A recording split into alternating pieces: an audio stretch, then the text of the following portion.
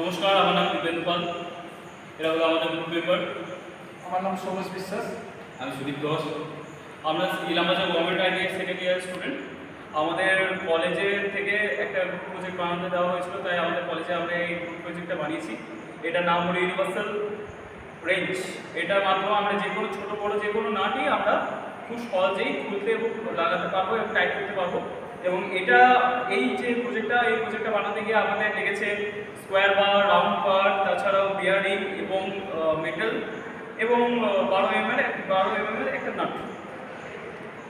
আর এই প্রজেক্টের বিশেষত্ব হলো যে খুব সহজে আমরা ক্যারি করতে পারবো নিজেদের সাথে, এবং আমাদের খুব একটা বেশি ভারীও নয়, লাইট ওয়েট।